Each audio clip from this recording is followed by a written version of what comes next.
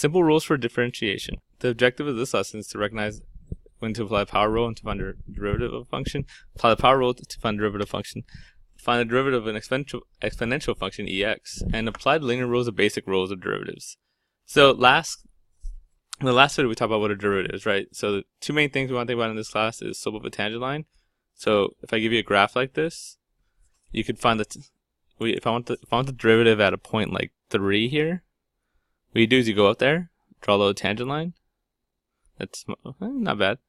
And then you find the slope of it, right? Using rise over run. That's what we did last class. We did the slope of a tangent line. Also means the derivative also means instantaneous rate of change, and also means like limit of a difference quotient. That's when we did this formula. The limit as h approaches 0 of f of x plus h minus f of x all over h. Right, so those are the two ways to do the derivative. In this lesson, we're going to show you the easy ways to do it. Now, before we do that, let's talk about all the different ways we could take a derivative. So let y equal f of x be a function, and let a be a constant. Right, so if you see this notation, f prime of x, that means take a derivative. Right, f prime of a, that means take a derivative and plug the value a in. A lot of times I'll say, I'll say the function y. A lot of times I'll say y prime. That also means derivative.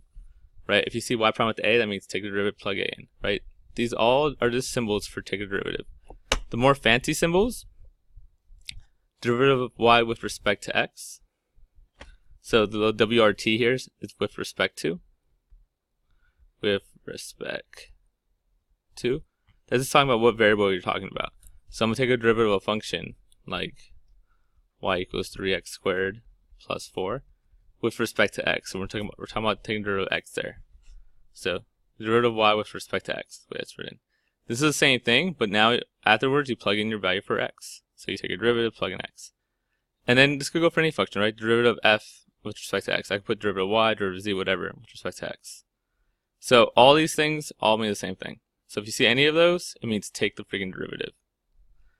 Note by itself, if you see d of dx, that doesn't mean as a fraction, this means take a derivative. That's all it means. Right, so that's the thing. dy dx is a derivative function, blah, blah, blah. So like this is a derivative function, like that's an actual derivative. This says take the derivative. Slight difference there, right? They're saying, hey, the derivative of your answer is this. This says, hey, do the derivative. So let's actually go with the actual power rule. So here's the power rule, also known as the easy way to take a basic derivative. So if I give you a function xn, the power rule is simply bring the power down and subtract 1 off. Like that. So if I give you x squared, from it, the derivative, if that's y, the derivative that's going to be bring the 2 down, subtract 1 off. Like that. And if you actually look back through the work, I don't have it here, but every time we took a derivative, that's all it was. The answer was always just bring the power down, subtract 1 off. I know, I hear you guys getting mad. It's a process. We have to learn the hard way. Anyway, warning, this does not apply to this, right? So notice how this has a function inside of it. This is a composition of functions, this f of gx stuff you guys love so much. The power rule doesn't apply for that. We're actually going to talk about that. It's one of my favorite rules of calculus. And that actually is my favorite rule of calculus. But we'll talk about that in a future lesson. So we're still working with basic ones right now, because this is not a power rule. So this is our first one. Given f of x equals x cubed, find f prime of x, then find f prime of 2. Right? So first let's apply our power rule. So the derivative of this, f prime of x, we're just going to bring down the power and subtract 1 off. So 3x squared.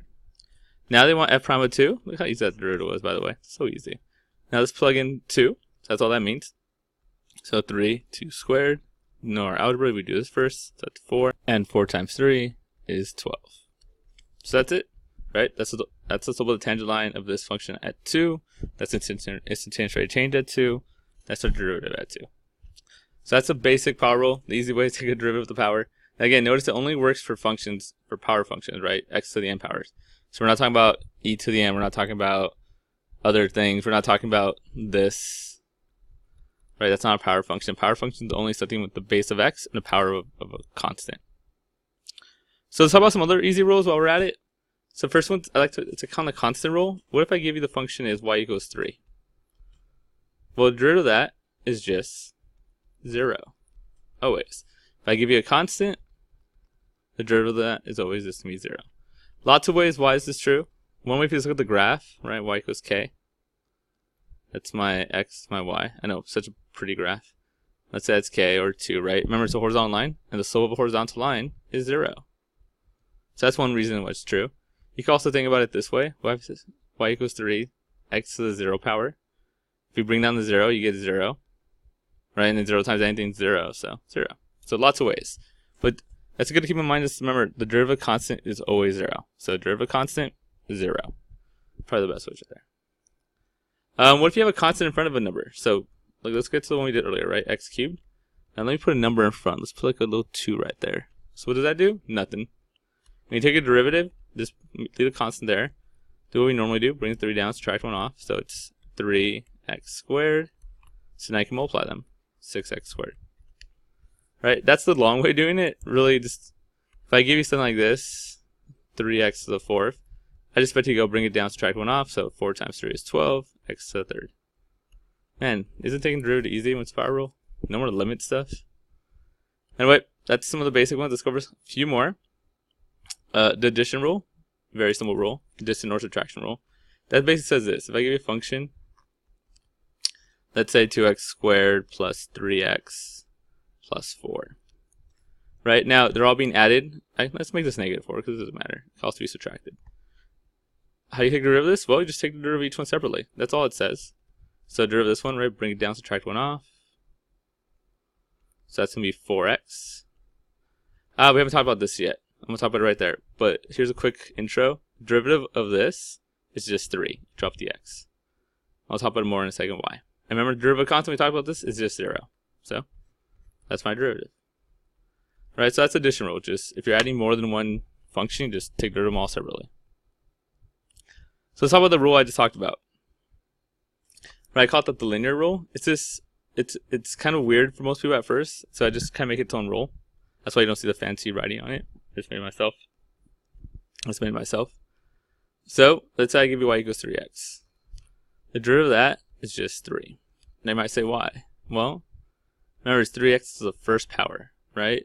So you bring the 1 down, subtract 1 off, and look what you get. You get 3x to the 0. Anything to 0 power is this one, so you just get 3. Right, so that's the rule. The rule is if you have y equals kx, the derivative is just going to be k. So keep that in mind. Now there's the one rule I forgot to put on here, so I'm just going to write it in myself, and that's the e to the x rule. How you take the derivative of e to the x. It's actually in your formula sheet. And I forgot to mention that. It should go up. This rule right here is straight from your formula sheet. So the power rule is on there. These rules are not, because they're so simple, like they expect you to know how to do the basic ones. But the power rule is on there. E to the x, which I forgot to copy down, is on there also. And why am I going this over right now? Because the e to the x is the easiest derivative in the world. It's just e to the x. That's all it is. If you want to take the derivative of e to the x, you just copy it down to the exact same thing. Now eventually we'll learn some special ones with the stuff up here, but for now, for the next few videos, e to the x is just e to the x. That's the derivative of e to the x. Okay, so let's do some examples, because that's the best way to learn how to do this. Let's take a derivative with respect to x. So this first one, right, this is my function. Let's take a derivative, bring the 2 down, subtract 1 off. Over here, right, remember this is the rule I just talked about? If it's 3x, you just drop the x. And then there's a minus 5, it just goes away. So that's my derivative. Here's a fancy one. How are we going to do this? Remember last time I said that's not a power rule. There's something inside, you can't do it. So what do we do instead? We distribute. Right, only way to get around this right now is you have to distribute. So I should multiply it out. Remember guys, this is not, please don't make me hurt you. This is not this. Oh, I hate this. Right, it doesn't work that way. There's a minus and a plus there. It doesn't work that way. You have to multiply it out. So if you multiply this out, 5 times 5 is 25. Negative 5x. Negative 5x. Plus x squared. 25 minus 10x. Plus x squared. Now, here's the problem that happens a lot. People are like, oh, did all that stuff? I'm done. You're not done. You just did algebra. Congrats. You did something people could do when they're 12. Right? We're doing calculus here. So we have to take a derivative. Right? So we just did algebra. Let's do some derivative now. Derivative 25 is nothing, right? It's constant, gone. Derivative of this, remember, it's just 1x. That goes away. Negative 10. Derivative of this, bring the 2 down, subtract 1 off. So plus 2x. Right? That's the idea. again, I forgot to add an EX. I'm just gonna add some EX problems randomly, because, you know, math's fun. Let's do this one, e to the x plus 5x plus 1. Right, if I want to derive this, derivative EX is just EX. Derivative that, just 5, and derivative that, it's constant, so it goes away. That's how I take the derivative. Let's do some tougher ones now, because you're like, this is super easy. Oh, it gets a little tougher, a little. So look at this one. Given f of x equals e to the x to the e, sorry. Find derivative and then find f prime of 1. So now a lot of people get freaked out when they see this. F of x is same thing as y. E by itself is a constant, right? That's not e to the x. There's a difference between these two, right? E is just like, it's kind of like pi. E equals 2.71, blah, blah, blah, blah. Pi equals 3.14, blah, blah, blah, blah, right? They're just constants. So you know it looks funky? You treat it the exact same way you treat anything else. You're going to bring the e down and subtract 1 off. So you're going to get this thing, e to the x to e minus 1. That's all that is, right? It's the exact same row as everything else. You bring it down. You bring the e down, subtract 1 off. That's the derivative. Now they want the derivative at 1, just plug 1 in for x. So you're going to get this. E to the 1, e minus 1. Remember, 1 to any power, even this funky e to the minus 1 power, is 1. So it's just 1. My answer is just e. And you thought that was funky. That's just more funky than it is, like, difficult. Let's do some of these. Now, this one right here, right? This is going to be a power, but notice how it's written with square root. In calculus, we never want the square root. We got to rewrite it. So first thing we got to do is rewrite this. Square root is the same thing as x to the 1/2 power. Right, so a little side note here, right? X to the k, let's say m like this. This is always a power, so this part you always write as x to the m. And this is always the root or the denominator. Right, so anytime it's a root, it goes on the bottom. So it goes like this. Right, in this case, there's no power, so the power is 1, so that's on top. And then that's the square root is always the power of 2, that goes on the bottom. So you have x to the 1/2. That doesn't look like a 1/2. Let me write it a little nicer. There we go. Slightly better. Right? Now again, I just did algebra. I didn't do any derivatives yet. So next, let's take the derivative. Bring it down, subtract 1 off. So 1/2. Oh yes, you got to do subtractions. Remember, common denominator. We're not scared. We're doing some calculus now. This shouldn't scare us. Right? So it's 1/2 minus 2 over 2, also known as negative 1/2. And there you go. Now you don't have to clean that up. That's fine. If you want to clean it up, remember, the reason I bring this up is we're going to do it next. You leave it like that, right? I want you to leave it like that. But if you want to clean it up, remember, negative power flips it. Only flips that, though. It doesn't flip the 1/2. So it'll be like this. And then from there, if you want, you can clean it up and be all like that. Right? So again, you don't have to, especially unless they specifically say simplify. You just leave it like this. But that's how you clean it up. Let's look at the next one. X to the negative 1, next to x to the negative 3 power. Just rewrote it. Right, it's a power rule. Bring the 3 down, subtract 1 off. Negative 3x, negative 3 minus 1, that's negative 4. There you go. Again, you don't need to simplify unless they specifically ask. You are done. Now, if they do want you to clean it up, just bring the x to the bottom, right? This flips. So it'll be negative 3 over x to the 4th. Again, it's only if they specifically ask. Sometimes they will. They'll say put in this form. They'll say put in a form like this sometimes. Right, and that just means, okay, I got to make my answer look like this. So in that case, that's what you would do. Let's move on to a few more. Again, we have to rewrite this. Remember the way this works, that goes on top. That's a power. Power is on top. And that's a root, so it goes on the bottom. So again, you just rewrote it. Now let's do a little power roll. Bring it down, subtract 1 off. 2/3 x, this is 3 over 3. So it's negative 1/3.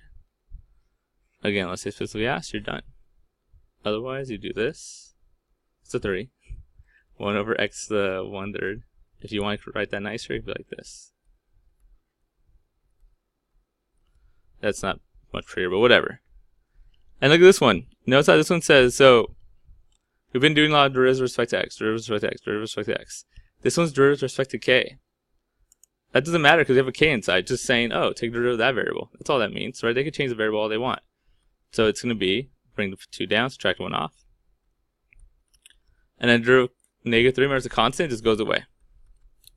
And that's how you do it. Oh, let's add another one because I got some space. Let's do an E1. Let's do d of dw of 2e to the w. Right? So remember the way you take derivative of e? Remember, 2 doesn't do anything. 2 is just there. 2 gets multiplied by whatever happens here. Well, derivative of e to w, since respect to w, derivative of e is just e. Done. Look how easy derivatives are of e.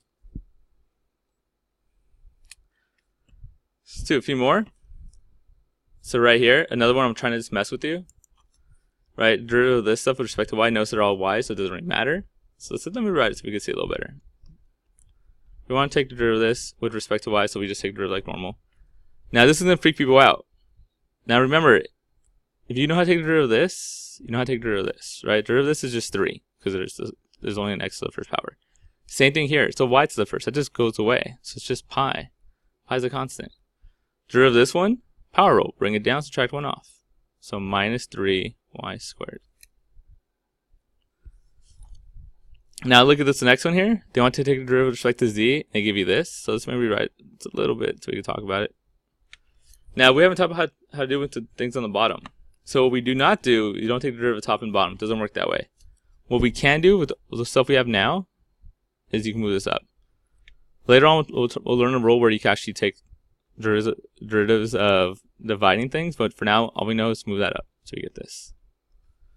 And again, I just did algebra. I haven't taken any derivatives yet, so hold your horses. Now you can take a derivative. Bring this down, subtract 1 off, negative 4z to the negative 3. Again, that's fine unless you want to simplify it, or they ask you to simplify it, but this is fine. Wait, negative 3 I said. Okay, close enough. Okay, this one, right, we talked about this one a little earlier. If I have this, the only way we know how to do it right now is to distribute and then take a derivative. So do some algebra first. 3x squared plus 2x minus 9x minus 6. So 3x squared minus 7x minus 6. Again, I just did some algebra. Let's take a derivative. So now for f prime of x, let's take the derivative of each one separately.